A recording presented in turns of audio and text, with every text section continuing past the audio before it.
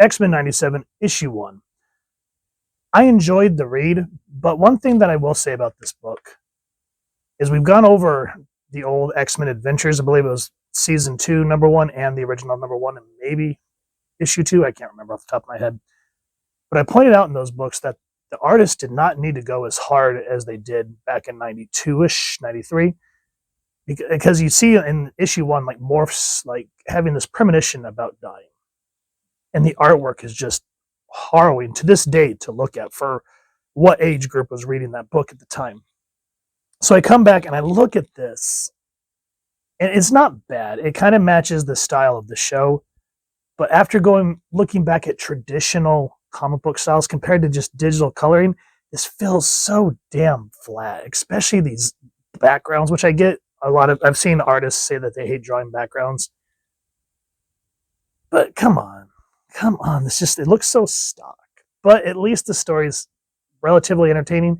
And if you guys kind of want an idea, this canonically, that word, this is a prelude to the TV show. So if you guys know when that's coming out on DVD, let me know, because I've been waiting 2 years and I'm not getting a subscription service to watch it. It says, it is far past time for mutants to lay claim to the full meaning of Homo superior. Humanity, we're going to call it humanity, okay? Must pay for all that they have wrought against our species. And I, Magneto, will rule a new mutant kingdom built atop the ruins of this obsolete world. And then, of course, Wolverine, less yapping, more scrapping. And, of course, that doesn't work.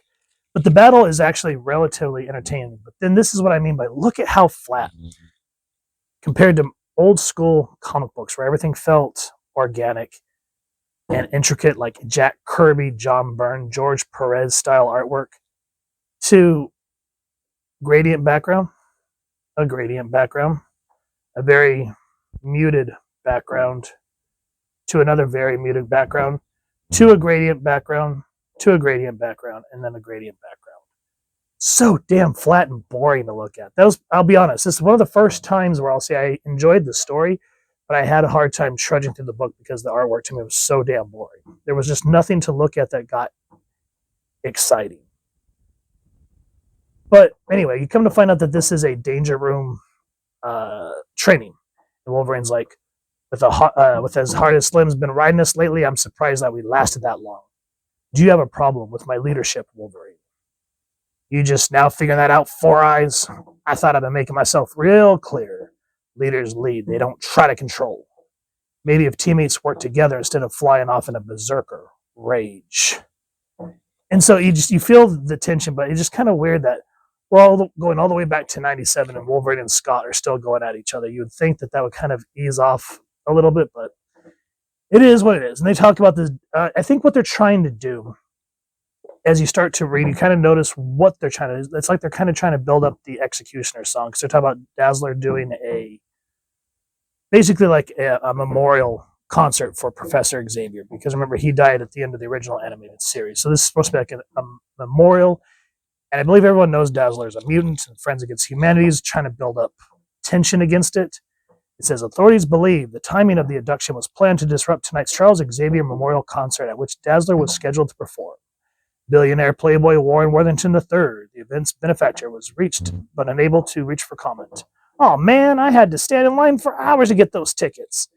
And so that's essentially what this book is leading up to, is everyone going to the concert, and more stuff is just happening along the way.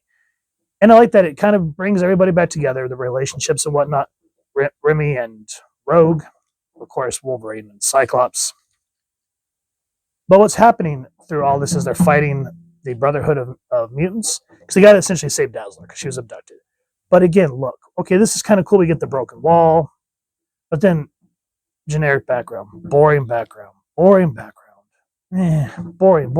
Fuck, where's the Dutch angles? Where's the rigid lines of the old school X-Men comics?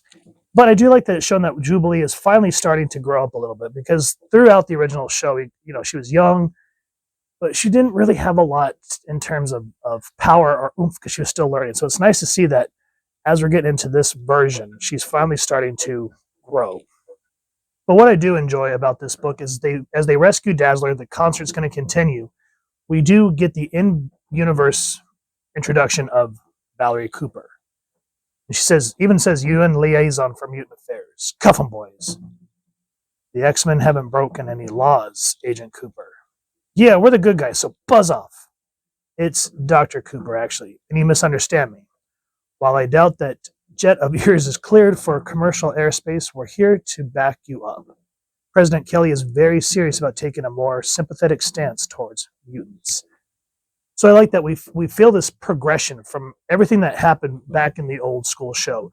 The one thing that was kind of racking my brain, though, is even though we're now getting Val Cooper, again, I understand that this is a different universe, but if y'all remember when we go back to the old animated series, I don't remember what season it was, but X Factor was essentially already established. So it just kind of doesn't make sense because, well, yes, X Factor was created, but that was the original X-Men pretending to be exterminators. And then the one with Havoc was the one that was funded by the US government. So it is what it is.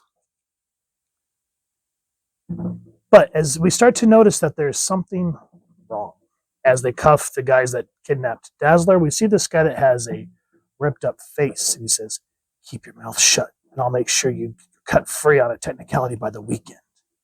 We see Wolverine, even though this is like one horrid looking face. I mean, look at that. It looks more like he farted, but it's supposed to be like, sounds familiar, but I can't place it. And then the X-Men return. And this is where, I mean, it's kind of a spoilers at this point because we know lead into the show that Jean's pregnant. I says, Scott, could I speak to him in private? This is about Dazzler because I promised Jean there's nothing. No, Scott, not that. I just have something to tell you. If it's not an emergency, I really should debrief the mission with Beast. And he just kind of blows past her and it just kind of shows a little bit of the assholio-ness of Scott. And we get a hint at what's building up. And so, yeah, again, it's an interesting take. And I love the connections between the teams, especially when Jean talks to Storm about how she's worried about her and Cyclops. And she even says Cyclops is focused as he is to ensure that your relationship has a future, Jean, that we all do. Now that the professor is no longer with us, Cyclops has taken the burden of leadership onto his shoulders. But that is no excuse for ignoring your needs in the present. Talk to Scott. Remind him what it is he fights for. I won't pry into what you're hoping to tell him because Jean doesn't tell her what's bothering her, but Storm, again, being the person she is, says, you don't need to tell me, just know that I'm here for you and I will try to help both of you. Not bashing one or the other, saying, oh yeah, Cyclops is just ignoring you because he's a dick. Or Jean, you're too whiny. She's saying, I understand both of y'all's plights. But you have to remember that while you're trying to keep the X-Men together in the absence of Charles, I'm here for both of you. And it's just a great moment, especially when we see scenario terminated. All right, Logan, you want to go? Let's go. And that's probably about the best panel, in my opinion, when he just says, let's go, and just finally get all that tension out. And you can feel everything that's been building up and then just kind of accumulates into that. And then we get into the concert. And again, even though they are kind of taking a stance sort of on the Executioner song, it does its own thing. And of course, Mr. Sinister is in a way involved. And poor Logan gets his heart broken. So overall, that's why I said the story in and of itself, all the elements that made the animated series and the mythos of the X-Men great are on display. But the artwork is so damn boring. Especially when we see Logan, when Jean finally breaks to Cyclops that she's pregnant. We wouldn't see Chad Logan. We would see Logan running his claws down the wall or something. And that's what I mean. It just, in hindsight, I know people are saying, oh, you're probably just a boomer. But damn, if you didn't grow up in that time, you didn't realize how great we had it in terms of comic storytelling, comic artwork, because this, even though the storytelling is there and I absolutely enjoyed it, the artwork is so damn boring. Now, this is another thing I hate, is when you're trying to get the credits for y'all and it's in the back. It's Steve Foxe, writer, Salvador Espin doing the art, Matt Milla doing the colors, and VC's Joe Sabino doing the lettering. And then another little hint. there is a nod to the mutant massacre as the book comes to a close. So in terms of storytelling, guys, hell yeah, highly recommend it. Artwork, I'd love to see some improvement because it is seriously leaving a lot to want for that style. So if you've enjoyed what you've seen, please first and foremost support your local comic shop or wherever you're going to get your action figures and comics and grab this book and the rest of the issues. If you've enjoyed this review, really would appreciate taking a moment to like, share, and subscribe. Helps the channel more than you could possibly know. And if you don't mind hitting that fancy little X-Men bell, next subscribe, that was your typical content. You guys get notified. Come to the channel. We love talking with you and hearing your thoughts and feedback down in the comments or the socials, which I'll make sure the links down in the description. So with all that said, hope you all continue to have an absolutely amazing day reading and happy hunting, everyone.